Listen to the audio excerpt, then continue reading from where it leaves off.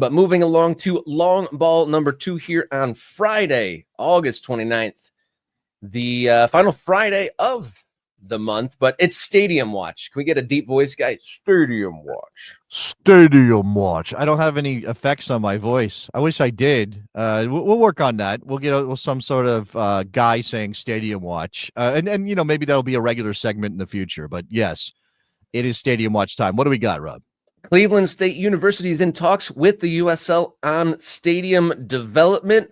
This is kind of a MLS USL proxy war here because there was talks about MLS Next Pro getting involved in Cleveland, and per this release, Cleveland, the biggest city without pro soccer at the moment, so could be hallowed ground. But USL Cleveland's plan in Cleveland envisions an open-air stadium mixed-use district at the Wallstein Center with construction possible in 2 to 3 years. And the announcement comes following the CSU Board of Trustees approving the start of negotiations between USL Cleveland this week, just yesterday, actually. But who do we know who USL Cleveland is, Rob? Right. So just not to make it, not to be doom and gloom about the possibilities here, but remember that sort of up the road, Midwest style, in Wisconsin, we've got a dead in the water project right now.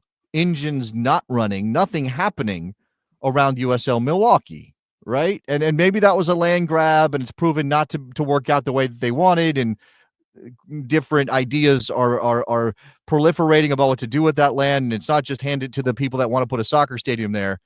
But yeah, is this something akin to that? Do we have a sense of how serious these people are? And again, does this represent, as you said, a proxy war?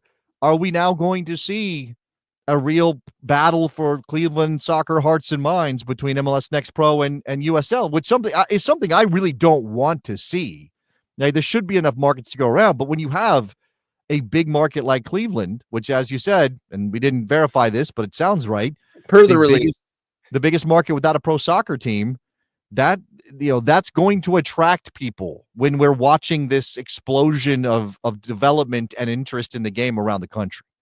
Yeah, just a cursory scan out there, that doesn't seem to be a specific USL Cleveland entity, at least not easily searchable. So we got the clip from the soccer business talking to the gentleman leading the USL stadium negotiations, talking with 70 different cities across the United States. So the USL Cleveland could just be a place filler for whatever entity that USL has in mind to then step into that. It might not even actually be a formed thing for what we can. Well, I mean, what I'm saying is, is there money behind this, or is this just sort of a collective of people identified to negotiate with Cleveland State about redeveloping this site? And then, you know, you create the project and then you say, hey, super rich guy, you want to be involved in this project? Look what we're going to do. We're going to redevelop this site. We're going to build a soccer stadium. There's going to be concerts. This could be a money-making opportunity for you. There might be a tax break from the city of Cleveland, you know, that kind of stuff. I'm sounding very cynical. And as I said, I'm willing to allow for some of that to happen if it pushes our game forward and brings soccer and pro soccer to more communities. Obviously, I want it done the right way, and I think we're going to get a sense of doing things the right way when we talk to Kirk Grazer about Portland Hearts of Pine, the club that he is documenting in his series, Up the Hearts. You know, is that what's happening here, or is this just opportunism in soccer form?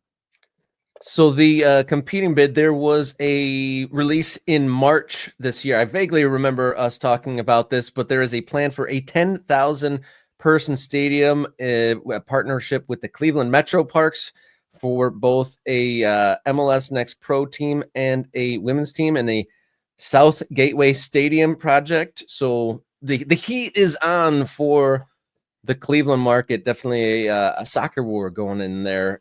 Battle for, what's the nickname for Cleveland? What is Cleveland?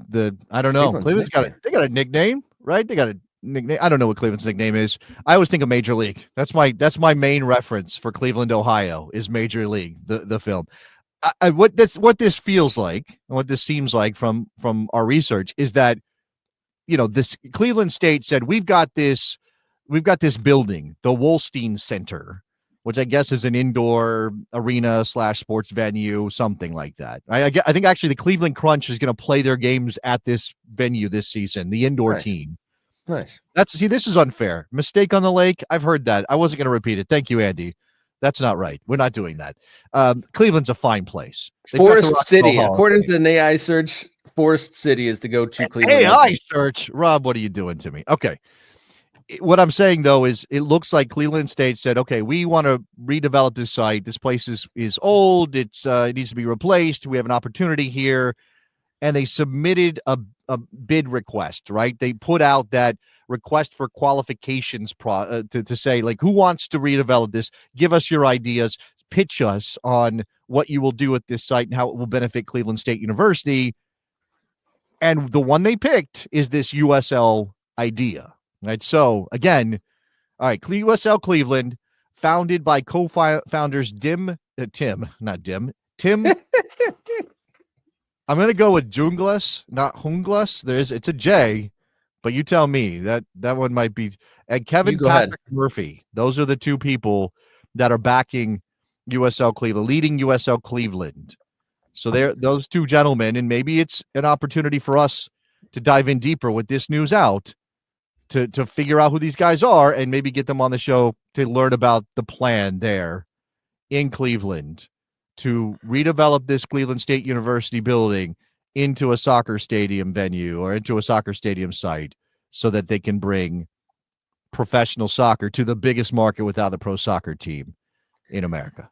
I feel like there's got to be some caveats to the biggest pro city without a team. Because, I mean, Baltimore has the Baltimore Blast pro soccer team. And Baltimore, I thought, was as big as Cleveland. But interesting to see, the battle is on to get stadia and infrastructure and pro soccer into Cleveland. The soccer wars battle on. You're right. That idea of what's the biggest market without a pro soccer team, and I hadn't even thought about Baltimore, and it still remains crazy to me that Baltimore does not have a pro soccer team. By the way, this is just television markets. Cleveland, Akron is number 19. Whereas Baltimore is number 29. So it's 10 spot difference there, Rob.